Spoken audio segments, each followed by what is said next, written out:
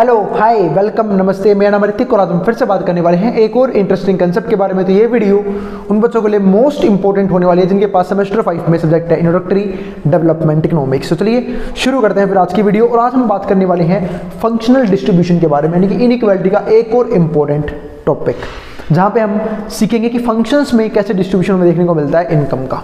तो चलो शुरू करते हैं आज की वीडियो। और इस कंप्लीट सीरीज के नोट्स ऑलरेडी बन चुके हैं। जिन बच्चों को नोट्स परचेज करने हैं वो इस समय पे जाए 9667836336 यहाँ पे व्हाट्सएप करके नोट्स ले सकते हैं। अब आते हैं फंक्शनल डिस्ट्रीब्यूशन टॉपिक पे। तो इसके लिए पहले हमें कुछ चीज़ समझनी होगी। एक तो पहली बात हम समझना होगा कि फैक्टर ऑफ प्रोडक्शन किसको बोलते हैं। क्या बोला मैंने यहाँ पे? Factors of production. Factors of production ये चीज़ आपने इकोनॉमिक्स में पहले ही पढ़ी होगी कि हमारे पास 4 तरह के फैक्टर ऑफ प्रोडक्शन होते हैं। अब वो कौन कौन से होते हैं वो डिस्कस करते हैं। एक तो होता है लैंड, दूसरा होता है हमारा बिल्डिंग, ठीक है, फिर होता है लेबर और फिर हमारा कहता है एंटरप्रेन्योरशिप। एंटरप्रेन्योरशिप ये 4 तरह के होते हैं। अब हमारे factor of production, factor of production का मतलब क्या होता है? जिनको यूज करके, यानी कि जो फैक्टर है हमारे जिनकी वजह से हम प्रोडक्शन करते हैं, मतलब हमें ये चीज़ चाहिए ही चाहिए अगर हमें बिजनेस करना है तो लैंड चाहिए, यानी कि जहाँ पे हम अपनी जो भी बिजनेस स्टार्टअप जो भी हम करेंगे उसके लिए चाहिए एक, तो लैंड के अंदर हम क्या पे करते हैं? रेंट पे करते हैं। दूसरा हमारे पास इंपॉर्टेंट पार्ट क्या आता है भाई? वो आता है हमारे पास किसका? बिल्डिंग का। तो सॉरी लैंड आ गया ना, लैंड के बाद लेबर एंड लेबर, सॉरी यहाँ पे एक पॉइंट यहाँ पे है कैपिटल, ये ठीक कर लेना, ठीक है। यहाँ पे कैपिटल आएगा। लैंड और बिल्डिंग तो एक ही बात हो गई, ठीक है। कैपिटल की बात कर लेते हैं क्योंकि लैंड और बिल्डिंग यानी कि जगह से रिलेटेड है, तो रेंट पे करना पड़ेगा। कैपिटल के बदले क्या आएगा हमारे पास? यहाँ पे देना पड़ेगा यहाँ पे इंटरेस्ट। क्या देना पड़ेगा? इंटरेस्ट। इसके बाद क्या आएगा? लेबर। लेबर के अंदर हम क्या पे करते हैं? वेजेस, यानी कि दिहाड़ी मजदूरी जो भी हम पे करते हैं उनको, तो क्या आता है? वेजेस। फिर क्या आता है हमारे पास यहाँ पे? एंटरप्रेन्योरशिप। इसके बदले हम क्या देते हैं यहाँ पे? प्रॉफिट। तो ये हमारे 4 फैक्टर प्रोडक्शन है और इनके बदले में पेमेंट करते हैं, इसको हम क्या बोलते हैं? Factor payments.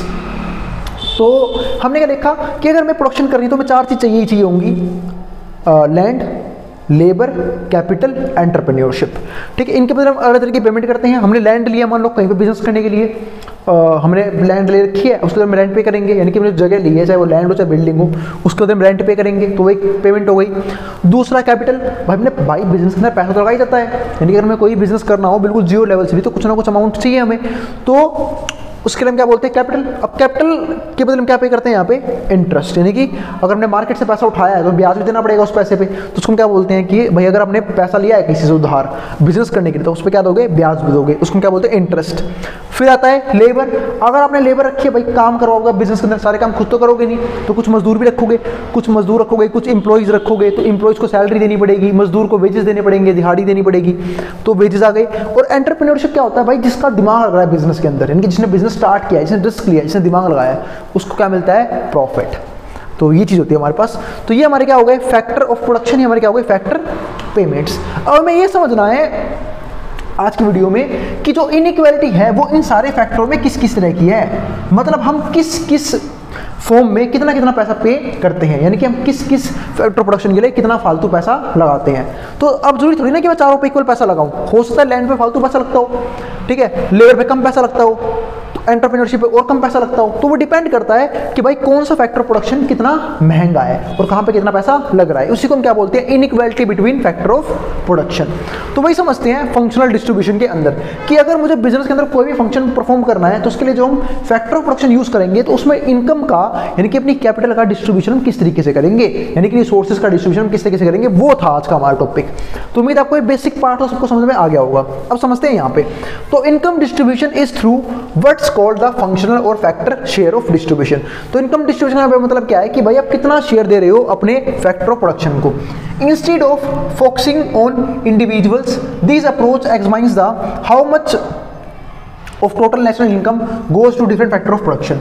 अब ये जो मेथड है ना, ये इंडिविजुअल कुछ भी चेक नहीं करता, ये देखता है कि नेशनल इनकम, जिसको हम जीडीपी भी बोल के चलते हैं, तो जो नेशनल इनकम है उसका कितना पार्ट किस किस फैक्टर ऑफ प्रोडक्शन को एक्वायर करने के लिए खर्च किया जा रहा है, यानी कि जीडीपी का कितना पार्ट लैंड पे खर्च किया गया है, उसका कितना पार्ट कैपिटल पे खर्च किया गया है, उसका कितना पार्ट लेबर पे खर्च किया गया है, उसका कितना पार्ट एंटरप्रेन्योरशिप पे खर्च किया गया है। तो मेनली हमारा क्या होता है यहाँ पे लैंड और लेबर ही होता है, क्योंकि कैपिटल तो वो पैसा ही है जो हम खर्च करने वाले हैं। फिर हमारे पास क्या आता है आगे, तो कितना पैसा हम अलग अलग फैक्टर प्रोडक्शन को देने वाले हैं, उसको हम क्या बोलते हैं कि भाई कितना शेयर बटा है इन सारे फैक्टर प्रोडक्शन के लिए। अब आगे समझते हैं, तो share that labour gets compare to the shares of going to rent. अब देखो, share that labour gets compare to the share of rent. Suppose करो हमने कंपैरिजन किया कि भाई लेबर को कितना पैसा मिल रहा है और रेंट पे कितना पैसा जा रहा है, यानी कि लैंड के बदले में कितना पैसा पे कर रहा हूँ और लेबर के बदले में कितनी वेजेस पे कर रहा हूँ, तो हमने वो कंपेयर कर लिया। या फिर इंटरेस्ट के बदले कितना पैसा जा रहा है, प्रॉफिट के बदले कितना पैसा जा रहा है, तो which are returns to land and capital. और ये दिखाता है कि भाई हम जो है अपने लैंड के हिसाब से, अपनी कैपिटल के हिसाब से कितना रिटर्न जनरेट कर पा रहे हैं उतना खर्चा करके। अगर सपोज करो मेरी एलोकेशन ठीक नहीं है, मतलब मैं पैसे को अच्छे तरीके से नहीं जानता कि कहाँ पे कितना पैसा लगाना चाहिए, इसका मतलब मेरी एलोकेशन खराब है पैसों की, तो मैं चेंज करूंगा ताकि मैं हायर प्रॉफिट जनरेट कर सकूं। क्योंकि भाई सिर्फ लेबर लेने से भाई पैसा थोड़ा ना, मान लो अगर मैं सिर्फ लेबर को वेजेस देता रहूं और लेबर्स बढ़ाता रहूं ताकि मेरा प्रोडक्शन बढ़े, तो सिर्फ लेबर्स को बढ़ाने से प्रोडक्शन नहीं बढ़ता। कभी कभी कैपिटल लैंड में भी इन्वेस्टमेंट करनी पड़ती है, ताकि अब सपोज करो आपके पास एक एकड़ की ज़मीन है, वहाँ पे आपने फैक्ट्री खोल दी, ठीक है, वहाँ पे 1000 मजदूरी काम कर सकते हैं, लेकिन आपने क्या किया उसमें 2000 मजदूर डाल दिए, तो क्या इस तरीके से प्रोडक्शन बढ़ेगा? नहीं, इस तरीके से क्रिएट होगी इनएफिशिएंसी, यानी कि जो प्रोडक्शन पहले भी हो रहा था वो भी नहीं होगा। क्यों? क्योंकि जो 1000 मजदूर और आए हैं, अब कैपेसिटी है सिर्फ 1000 मजदूर की उस जगह में, और आपने 1000 और लिया है, तो 1000 जो है वो उस पुराने वाले 1000 को भी डिस्टर्ब कर देंगे। तो अब हमें जरूरत क्या आती है कि हम इन्वेस्टमेंट करें किस चीज़ में? लैंड में, ताकि पहले लैंड बढ़ाएंगे, फिर हम मशीनरी लगाएंगे और फिर नए लेबर लेके आएंगे। ये एक अच्छा तरीका होता है प्रोडक्शन को फर्दर राइज करने का। वही बात यहाँ पे की गई कि भाई हम यहाँ पे कंपैरिजन करते हैं कि लैंड में कितना पैसा लगा रहे हैं, कैपिटल में कितना लगा रहे हैं, लेबर में कितना लगा रहे हैं और एंटरप्रेन्योरशिप में कितना पैसा लग रहा है। इसके बाद इन अ कॉम्पिटिटिव मार्केट, अगर हम बात करें कॉम्पिटिटिव मार्केट की, हम सब जानते हैं, हम सब आज के टाइम में कॉम्पिटिटिव वर्ल्ड में रह रहे हैं। यहाँ पे सारे बिजनेस एक दूसरे के कॉम्पिटिशन में है और इसलिए हमें हर एक एक्शन को सोच समझ के लेना पड़ता है एज अ बिजनेसमैन। अगर मैं बात करूँ तो in a competitive market demand for labour depends on how much value of each additional worker adds to the production. अब देखो, लेबर की डिमांड किस पर डिपेंड करती है कि वो जो अगला लेबर लेके आने वाला हूं मैं, उससे मेरी प्रोडक्शन कितनी बढ़ेगी। इसी को हम क्या बोलते हैं? मार्जिनल प्रोडक्ट, यानी कि एमपी कितना बढ़ेगा। क्योंकि आपको पता होगा यहाँ पे कंसेप्ट क्या था? टोटल रिटर्न्स ऑफ प्रोडक्शन का, वही आता है हमारे पास। कि एक तरीका होता है कि अगर आपको शॉर्ट टर्म में प्रोडक्शन बढ़ाना है तो क्या करोगे? लेबर को इंक्रीज करोगे, तो वो इस रेट से बढ़ता है। मतलब जैसे जैसे आप और लेबर को लगाओगे तो क्या होगा? प्रोडक्शन बढ़ी शुरू होगी। और स्टार्टिंग में प्रोडक्शन किससे बढ़ती है? इंक्रीजिंग रेट से। फिर किससे बढ़ेगी? डिक्रीजिंग रेट से। फिर क्या हो जाएगी? कांस्टेंट। और फिर क्या हो जाएगी? घटनी शुरू हो जाएगी। यानी कि आप जो है सिर्फ लेबर्स को बढ़ा के अगर प्रोडक्शन बढ़ाना चाहते हो तो स्टार्टिंग में तो बढ़ेगा इंक्रीजिंग रेट से। स्टार्टिंग में क्या होगा? मान लो जगह हमारे पास ज़्यादा है और लेबर कम है, तो जितना ज़्यादा लेबर लगाओगे उतना फालतू प्रोडक्शन होगी। लेकिन एक टाइम क्या आएगा कि वो जगह जो है वो लेबर की कैपेसिटी के जितना भर चुकी होगी, फिर आप और लेबर लगाओगे ताकि प्रोडक्शन बढ़ाई जा सके, तो प्रोडक्शन बढ़ेगी जरूर कुछ टाइम तक, लेकिन किस रेट से बढ़ेगी? डिक्रीजिंग रेट से। फिर एक टाइम आने के बाद क्या हो जाएगी? कांस्टेंट। आप लेबर लगा रहे हो पर फर्क कुछ पड़ नहीं रहा, प्रोडक्शन सेम लेवल पे हो रहा है। और अगर आपने और लेबर लगाए, इसका मतलब आप क्रिएट कर रहे हो इनएफिशिएंसी, तो क्या होगा? प्रोडक्शन गिरना शुरू हो जाएगा। तो वही सेम चीज यहां पे है। तो कॉम्पिटिटिव मार्केट में डिमांड फॉर लेबर किस बात पर डिपेंड करता है कि जो आने वाला लेबर है वो एडिशनल जो वर्कर है एड्स अप टू प्रोडक्शन, तो वो कितनी वैल्यू प्रोडक्शन में इंक्रीज कर रहा है। क्या उसकी वजह से प्रोडक्शन बढ़ भी रहा है या नहीं बढ़ रहा? अगर बढ़ेगा तो मैं लेबर की डिमांड करूंगा, नहीं बढ़ेगा तो मैं लेबर की डिमांड करना बंद कर दूंगा। तो वही सेम चीज यहां पे है। Compare to their wages however as more workers are hired, और उनके वेजेस के हिसाब से हम ये देखते हैं कि कितने और वर्कर को हमें इंक्रीज करना चाहिए। Their individual contributions decrease. अब देखो यहाँ पे क्या बोले उन्होंने कि however as more workers are hired, जितने ज़्यादा वर्कर्स हम हायर करेंगे उनके जो इंडिविजुअल कंट्रीब्यूशन है वो डिक्रीज करता रहेगा। जो बात मैंने करी कि जितना फालतू वर्कर्स होंगे एक ऑर्गेनाइजेशन के अंदर, कहीं ना कहीं इनएफिशिएंसी उतनी ज़्यादा क्रिएट होगी अगर ज़रूरत से ज़्यादा वर्कर्स है। तो अगर आपको बिजनेस बढ़ाना है तो आपको और भी कैपिटल में इन्वेस्टमेंट करनी पड़ेगी। अब अगर एक मशीन पे 100 ही बंदे काम कर सकते हैं, उसमें 100 ही बंदे रख पाऊंगा। अगर मैं 200 रखूंगा प्रोडक्शन को इंक्रीज करने के लिए, तो प्रोडक्शन इंक्रीज होना हो डिक्रीज जरूर होगा। इसके लिए मुझे करना क्या पड़ेगा? पहले मुझे नई मशीनरी लेके आनी होगी, फिर मैं उस पर नए बंदे लगाऊंगा। इस तरीके से सही डिसीजन होता है। तो अगर इंडिविजुअल कॉन्ट्रीब्यूशन जो है वो डिक्रीज करना शुरू कर देता है, जैसे जैसे हम और वर्कर्स को हायर करते हैं, leading to a downward sloping demand curve, जिसकी वजह से क्या होता है? डिमांड कर्व डाउन होना शुरू हो जाता है। क्यों? क्योंकि पहले जो है प्रोडक्शन फॉल करेगा, और जब प्रोडक्शन फॉल होगा तो जो प्रोड्यूसर्स हैं वो लेबर की डिमांड करना बंद कर देंगे, या फिर ये भी हो सकता है जो एग्जिस्टिंग वर्कर्स हैं उनको बिठाना शुरू कर दें। तो वही सेम चीज़ यहाँ पे है। अब देखो ग्राफ को, तो ये हमारे पास डिमांड है, किसका डिमांड? लेबर की डिमांड। ये हमारे पास क्या है? सप्लाई कर्व, लेबर की सप्लाई कर्व। इक्विलिब्रियम कहाँ पे है? यहाँ पे, यानी कि ये वो वेज है और ये वो लेबर्स हैं जो इस वेज पे काम करने के लिए तैयार है। तो इसको हम क्या बोलेंगे? Equilibrium wage rate. इसको हम क्या बोलेंगे? Equilibrium employment. अब सपोज करो कि डिमांड बढ़ गई, अगर मैं आपको ग्राफ समझा देता हूँ ये वाला, सपोज करो डिमांड यहाँ हो रही है लेबर्स की। अब डिमांड अगर ये होगी तो एक सिंपल सी बात है भाई, इतने लोग इतने वेजेस पे किए जाएंगे। जब डिमांड बढ़ेगी किसकी? लेबर की। तो भाई लेबर की डिमांड बढ़ रही है तो लेबर जो है ज़्यादा प्राइस चार्ज करेंगे। क्यों? क्योंकि उनकी डिमांड मार्केट में हो रही है, तो उन्होंने हायर प्राइस चार्ज किए। जब हायर प्राइस चार्ज करेंगे तो प्रोड्यूसर जो है अब कम से कम लोगों को एम्प्लॉयमेंट देगा, सोचेगा क्या करूंगा मैं, इसी से काम नहीं करवा लूंगा। क्यों? क्योंकि वर्कर्स जो है वो महंगे हो चुके हैं। तो डिमांड लेबर की बढ़ी तो प्राइस लेबर के बढ़े, लेकिन क्वांटिटी मतलब वेज रेट किसके बढ़े? प्राइस नहीं बढ़े, वेज रेट बढ़ गए किसके? लेबर के। तो क्वांटिटी किसी कम हो गई? लेबर्स की कम हो गई। इसका उल्टा होता है, जैसे ये वाला देखो, अगर सप्लाई बढ़ गई, सपोज करो सप्लाई ये थी, अब ये मान लो डिमांड जो है कम हो गई। अब डिमांड कम हो गई तो बेचारे जो वर्कर्स हैं वो कम वेज पे भी काम करने तैयार हो जाएंगे, और जब वर्कर कम वेज पे काम करने तैयार हो जाएंगे तो क्या होगी? उनकी डिमांड क्या हो जाएगी? फालतू होगी इक्विलिब्रियम से। पर इक्विलिब्रियम तो हमारा यहीं पर रहेगा।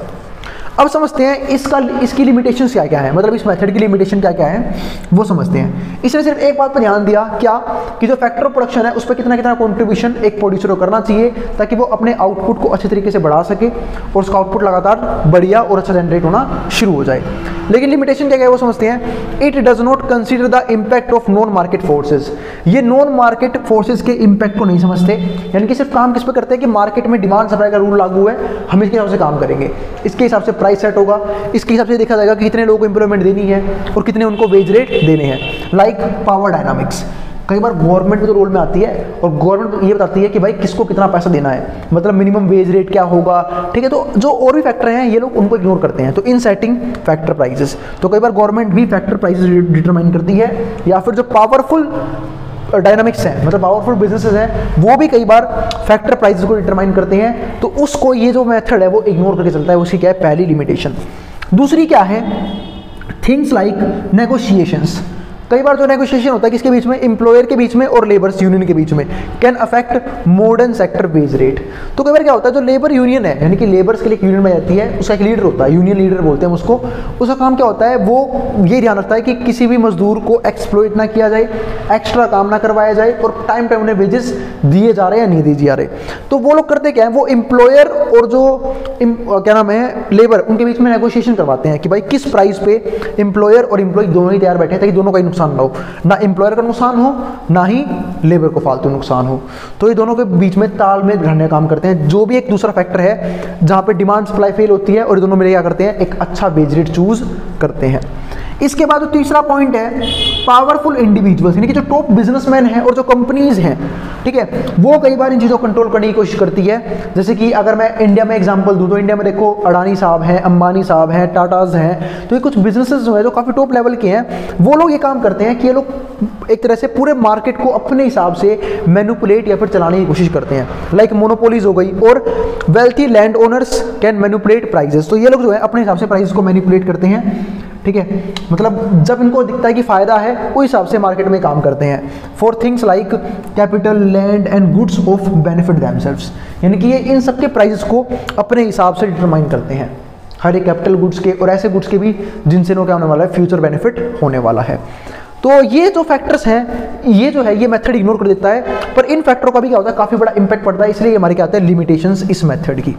लिमिटेशंस लिख देना यहाँ पे, ये सारे क्या है, डिसएडवांटेज ऑफ फंक्शनल डिस्ट्रीब्यूशंस। तो उम्मीद आपको ये समझ में आ गया। पहली बात तो फंक्शनल डिस्ट्रीब्यूशन होता कैसे है, ठीक है, और होता क्या है। इसके बाद हमारे पास इसके क्या आ गई, लिमिटेशंस, और ये ग्राफ जरूर याद रखना, एग्जाम में आपको कोई टॉपिक आएगा तो ग्राफ जरूर बना के आना है। अब हम मिलेंगे अगली वीडियो में जहाँ पे हम बात करेंगे इसके, मेरे हिसाब से एक या दो टॉपिक और बाकी हैं, फिर हम इस वीडियो को क्लोज कर देंगे, चैप्टर को खत्म कर देंगे और मिलेंगे फिर हम अगली वीडियो में। और अगर वीडियो पसंद आई हो तो वीडियो को लाइक किए बिना मत जाना, चैनल को सब्सक्राइब भी कर देना ऐसी वीडियोस के लिए। फिर भी किसी भी तरह की वही रह जाए, किसी भी तरह का डाउट रह जाए, उसके लिए आप कमेंट बॉक्स में कमेंट कर देना, मैं उस क्वेरी को रिजोल्व करने की पूरी कोशिश करूँगा। अब हम मिलेंगे अगली वीडियो में, जिसको जो उतार सकता है मैं हट रहा हूँ बोर्ड के सामने से।